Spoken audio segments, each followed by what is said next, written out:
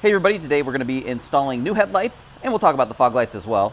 On our GX470, I should have done this update a while ago. These look so much nicer. It modernizes the GX a little bit, and they are much brighter than the headlights that were stock. So let's go over how to get these installed. So to begin our installation process, there's one thing that's going to be a little bit different potentially on your vehicle than mine. I have chopped my front bumper, so I actually have no hardware down here that needs to be removed from the bottom section of the bumper to remove it, because we need to remove the front bumper partially to get access to the bolts that are behind it holding the headlight in place, as well as the metal bar that runs across. So if you have those hardware down here, remove those. Then we will need to proceed to remove the rest of the screws helping hold the bumper in place. There's one up in here kind of hiding that you can get to, and then you should have some that run down your bumper. You'll also need to remove any of the clips on the middle of the front bumper in front of the radiator as well, so it will pull away from the vehicle. And with that out of the way, we're going to now proceed to taking out the front headlight. First, remove the cover that's over one of the screws on the top of the headlight. There are two screws at the top of the headlight. And then there is the one we needed to get access to on the side of the headlight. You'll have a little bit of room to sneak in here to get access to it. Those are the three bolts that are actually holding the headlight in place, but then there is the lower metal bar underneath the headlight that actually helps support it. To remove this metal bar, there are two bolts on the side of the headlight you will remove, and then there are two more at the front of the headlight that are needing to be removed as well. Once those have all been taken out, you can take that metal bar out, and then the headlight will pull out from the vehicle.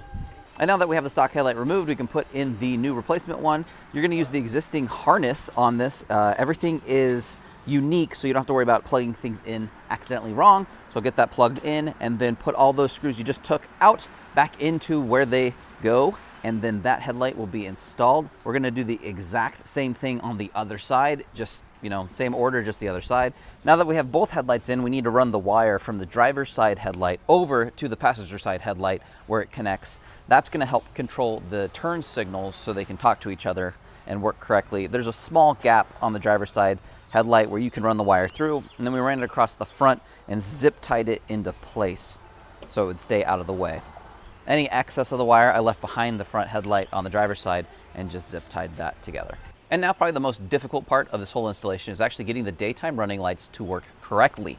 There are two more wires that are coming off of that front headlight. It's a red wire that is going to go to the positive terminal of the battery in the engine bay, and then there's a white wire that we actually need to run into the cabin of the vehicle to an accessory fuse. And to do that, what we need is a additional kind of jump fuse. I'll leave you a link in the description to the product I used. Worked fantastically for me. What it's going to do is allow us to add another fuse and another way to splice in a wire so it can read accessory fuse. What that means is when the vehicle is running, accessories will run effectively, but not when the vehicle's off, which is obviously when you want your daytime running lamps to be on, not all the time, which the fuse panel in the engine bay is essentially hot all of the time. So what we'll do is we'll splice some extra wire to be able to extend this white wire from where it's at in the engine bay through into the firewall. And then we're going to splice that into this added jump fuse. I had an additional 7.5 amp fuse, which is what this original accessory fuse slot uses, but if you want to use the ones that are included in the kit, I just go with the 10 amp fuses, and those should work just fine. Once you get that spliced into that add a fuse spot, that's going to give it the appropriate indication of when these should be on, when the vehicle is on, or at least when accessory is running. And then if you are interested in these fog lights to kind of match the front end look with these headlights, I've left a link to these in the description as well. These also have the ability to not only be just fog lights, but also have a running light on them as well.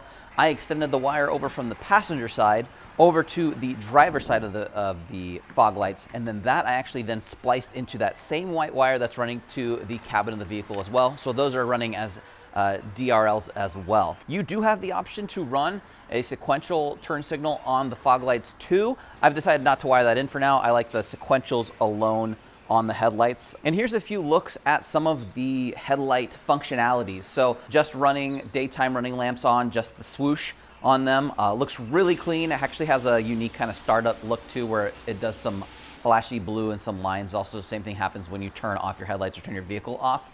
And then we have the headlights on. Then we have the sequential turn signals lighting up with the hazards on.